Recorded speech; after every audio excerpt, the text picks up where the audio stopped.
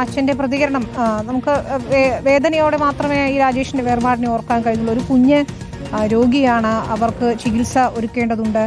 അതിനൊക്കെ വേണ്ടി രാപകലില്ലാതെ ഓട്ടത്തിലായിരുന്നു രാജേഷ്. അതിനിടയിലാണ് അപ്രതീക്ഷിതമായി ഒരു ദുരന്തം സംഭവിക്കുകയും ചെയ്യുന്നത്. പുലർച്ചെ 2:30 അദ്ദേഹം ഉറങ്ങാതെ ആ വാഹനം ഓടിച്ചു പോകണമെങ്കിൽ എത്രത്തോളം കഷ്ടപ്പെടുകയായിരുന്നു എന്ന് മനസ്സിലാക്കാം.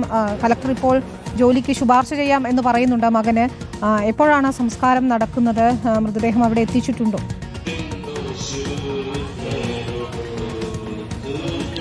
വിനീത, നിലവിൽ ഇപ്പോൾ രാജേഷിന്റെ മൃതദേഹം ഇവിടെ എത്തിച്ചിട്ടില്ല. രാജേഷിന്റെ വീട്ടിന് സമീപത്താണ് ഞാനുള്ളത്. അല്പസമയത്തിനകം ഈ പള്ളിപ്പാടുള്ള രാജേഷിന്റെ വീട്ടിലേക്ക് മൃതശരീരം എത്തിക്കും. ഇവിടെ ഇപ്പോൾ നാട്ടുകാർക്ക് തന്നെ അന്ത്യാഞ്ജലി അർപ്പിക്കാനുള്ളൊരു സൗകര്യം ഒരുക്കിയിട്ടുണ്ട്. ഒപ്പം വരുന്നതിന് മുൻപ് തന്നെ രാജേഷ് ഓട്ടോ ഓടിച്ചിട്ടുള്ള ഹരിപ്പാട് ഓട്ടോ സ്റ്റാൻഡിലും സുഹൃത്തുക്കൾക്കൊക്കെ തന്നെ അന്ത്യാഞ്ജലി അർപ്പിക്കാനുള്ള സൗകര്യം ഒരുക്കിയ ശേഷമായിരിക്കും പള്ളിപ്പാടുള്ള ഈ വീട്ടിലേക്ക് വരിക. ബന്ധുക്കളും സുഹൃത്തുക്കളും അയൽവാസികളുമായുള്ള ഒരു വലിയ ജനസംഘം തന്നെ ഈ വീട്ടിനുമുറ്റത്ത് നമുക്ക് കാണാൻ സാധിക്കും. അത്രത്തോളം നാട്ടുകാർക്ക് ഏറെ പ്രിയപ്പെട്ടവനായിരുന്നു. പലപ്പോഴും നാട്ടുകാരുടെ പ്രശ്നങ്ങളൊക്കെ തന്നെ സജീവമായി ഇടപെടുന്നു. മാത്രമല്ല കുടുംബത്തിനായി രാവും പകലുമില്ലാതെ അധ്വാനിക്കുന്ന ഒരു വ്യക്തി കൂടിയായിരുന്നു രാജേഷ്. കാരണം അദ്ദേഹം തമിഴ്നാട്ടിൽ പോയി മുട്ട കൊണ്ടുവന്ന് ഇവിടെ ഇതിന്റെ വിൽപ്പന മറ്റും നടത്തിയ ശേഷം മകൾ പ്രമേഹ രോഗിയാണ്.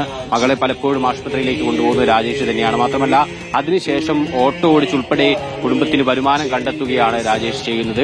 എന്തായാലും രാജേഷിന്റെ വിയോഗം ഈ കുടുംബത്തെ സംബന്ധിച്ചിടത്തോളം ഏറെ തീരാനഷ്ടമാണ്. അവരുടെ വലിയ പ്രതീക്ഷയായിരുന്നു രാജേഷ്. ഏക വരുമാനം രാജേഷ് മാത്രമായിരുന്നു. കാരണം അച്ഛനും അമ്മയ്ക്കും ഒക്കെ തന്നെ പ്രായമായി, ഭാര്യയ്ക്ക് ജോലിയില്ല, മക്കൾ രണ്ടുപേരും പഠിക്കുകയാണ്, അതിലൊരാൾ പ്രമേഹ രോഗിയാണ്. അങ്ങനെ നിരവധി കഷ്ടപ്പാടുകൾ അതിജീവിച്ചുകൊണ്ടാണ് രാജേഷ് ഈ കുടുംബത്തെ മുന്നോട്ട് നയിച്ചത്. കഴിഞ്ഞ ദിവസം ഈ അപകടം നടക്കുന്നതിന്റെ കഴിഞ്ഞ ചൊവ്വാഴ്ചയാണ് വീട്ടിൽ നിന്ന് ഈ തമിഴ്നാട്ടിലേക്ക് രാജേഷ് ഇവിടെ നിന്ന് ഇറങ്ങുന്നത്. പിന്നീട് ഈ അപകടം നടക്കുന്നതിന്റെ മണിക്കൂറുകൾക്ക് മുൻപ്, അതായത് ഏകദേശം ഇന്നലെ ഒരു 10 മണിക്ക് ശേഷം രാജേഷ് വീട്ടുകാരെ അച്ഛനെ ഉൾപ്പെടെ വിളിച്ചിരുന്നു. അങ്കമാലിയിൽ എത്തിയ സമയത്തായിരുന്നു അച്ഛനെ വിളിച്ചത്. ഉടൻ തന്നെ വീട്ടിലെത്തും, ഭക്ഷണം കഴിച്ചിട്ടുള്ളതടക്കമുള്ള കാര്യങ്ങൾ അച്ഛനെ ഒക്കെ അറിയിക്കുകയും ചെയ്തു. പിന്നീട് രാജേഷിനെയും വീട്ടുകാർക്ക് ഫോണിൽ ബന്ധപ്പെടാൻ ശ്രമിച്ചിട്ടുണ്ടെങ്കിലും കിട്ടിയിരുന്നില്ല.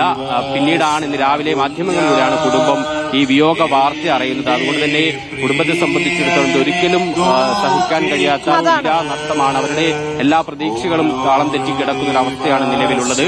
എന്തായാലും ഇപ്പോൾ നഷ്ടപരിഹാരമടക്കം നൽകാമെന്നുള്ള ഉറപ്പ്, ഒരു ചെറിയ ആശ്വാസം കുടുംബത്തിന് നൽകുന്നുണ്ട്. എന്തായാലും മകൻ ഉൾപ്പെടെ ജോലി നൽകണമെന്ന ആവശ്യം കൂടി കുടുംബം ഈ ഘട്ടത്തിൽ മുന്നോട്ട് വെക്കുന്നുണ്ട്. അത് കളക്ടറുടെ ശ്രദ്ധയിൽപ്പെടുത്താമെന്ന് രമേശ് ചെന്നിത്തല പറയുകയും ചെയ്തിട്ടുണ്ട്. ശരി, ശരത്താണ് അവിടെ നിന്ന് വിവരങ്ങൾ നൽകിക്കൊണ്ടിരിക്കുന്ന. ഏറെ വേദനിപ്പിക്കുന്ന ഒരു സാഹചര്യം തന്നെയാണ്. എത്ര നഷ്ടപരിഹാരം നൽകിയാലും രാജേഷിന് പകരമാകില്ല ഒന്നും. പക്ഷേ ആ കുടുംബത്തിന് കൈത്താങ്ങാകേണ്ടതുണ്ട്. അതുകൊണ്ട് തന്നെയാണ് സർക്കാർ അടിയന്തര ധനസഹായം മുഖ്യമന്ത്രിയുടെ ദുരിതാശ്വാസ ഫണ്ടിൽ നിന്ന് പ്രഖ്യാപിച്ചതും. ഇപ്പോൾ ഇതാ ജോലി നൽകും മകൻ എന്ന ശുപാർശ നൽകാൻ പോവുകയാണ്. കരാർ കമ്പനി 25 ലക്ഷം രൂപ നഷ്ടപരിഹാരം നൽകാമെന്നും അറിയിച്ചിട്ടുണ്ട്. ഇപ്പോൾ